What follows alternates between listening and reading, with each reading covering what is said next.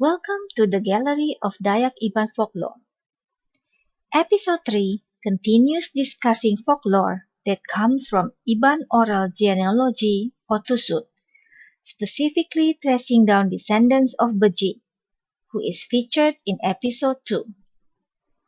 In this episode, I want to show how a common ancestor can branch out into many Tusut.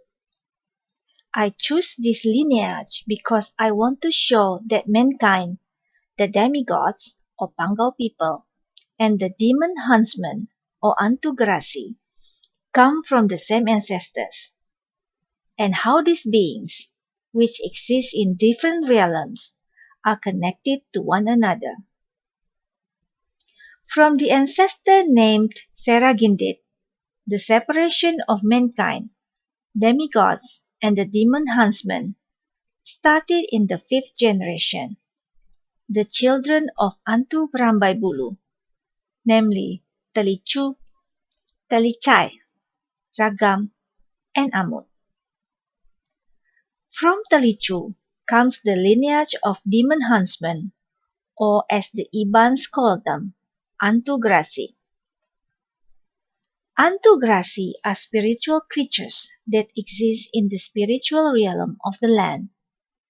They roam the forest, usually at dusk, during storms, or at night, hunting human souls, which appear to them in the invisible realm of the souls as wild pigs.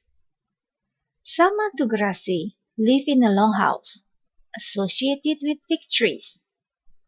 Others are said to exist as solitary wanderers. They hunt with the aid of small dogs known as pasun. Although they are said to live by feeding on human souls, individual antu gerasi sometimes befriend human beings, particularly shaman and dukun or medicine men, by becoming their spirit helpers. According to Iban folklore, the first antu gerasi was a man called Telicu. His transformation happened when one day he took his younger brother Telicai to hunt animals in the jungle. After they had caught a number of animals, Telicu's appearance became very strange.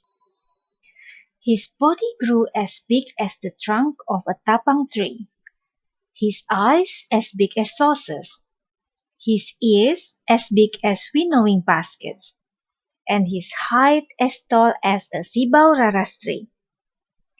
Telicai became frightened as a result of his brother's transformation. Telicai asked his brother the cause of his strange appearance. Telicu answered that he had turned into an antu gerasi, the demon that hunted the unfortunate souls of human beings who disobeyed the warnings revealed to them in dreams and omens. He also told Telicai that he could no longer live with him. He strongly advised him to burn the bark of Lukai tree at night whenever the moon was full or when there was a storm, to weaken the enormous strength of the demon he had become. Because of these warnings, the Ibans usually burn Lukai bark at full moon and whenever there is strong wind and rain. The Ibans believe that the present-day antu gerasi are the descendants of Telicu.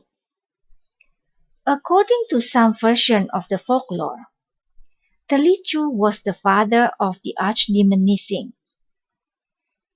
Nising is most well known in the Iban saga as the mightiest enemy of Singgalang Burung, the god of war. Nising begot Sampurai. Sampurai was adopted by Sigundi, Galing's father, and thus he grew up in Panggau Libau Longhouse. He became one of the famous Panggau People. From Telicai comes the lineage of the demigods, or the Panggau People. Shortly after he had lost his brother, Talichai married Andu Darasiak, Demi-god Sigundi, who migrated to Panggau People when he married Andu Daralain.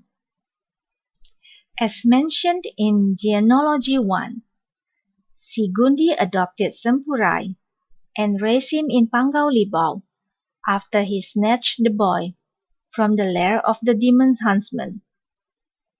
Sigundi was the father of Keling, the greatest hero among the brave warriors of Panggau People. Keling is said to possess a wonderful power of metamorphosis and could transform himself into anything, monkey or man, wildcat or orangutan, be ugly or handsome. Under the leadership of Keling, the Longhouse of Panggau People and its residents are the source of the sagas in Iban folklore. The residents of Panggau People are popularly known as Orang Panggau or Panggau People. They are said to have once lived together with mankind before they departed to a different realm, situated between this world and the celestial realm of the gods. Before the departure of the Panggau people to the raised realm, Keling taught the ancestors of the Ibans to play the percussion music of gendang, using gongs and drums, so that they could summon the Panggau people whenever they wished to invite the Panggau people to celebrate ritual festivals with them on the land. From Ragam's descendants, mankind learns how to fend off the demon-huntsmen. Ragam was the first Iban woman who was an expert in the art of weaving blankets from cotton. The first antu gerasi, Telichu, taught his brother Telichai and sister Ragam how to weaken the great strength of antu gerasi, who usually hunted souls of unfortunate men on earth. She begot Jarai. Jarai grew up to be a powerful manang or shaman. He passed on the teaching of his mother to the Ibans, whom until today still follow this advice to protect themselves from the demon-huntsmen. From Amut comes the line of mankind. Amut married Andu Antaba. Many Iban warriors and war leaders in the Iban history come from this lineage. The genealogies described above have shown how the children of Antu Berambai Bulu turn into different beings that live in the many realms of Iban folklore.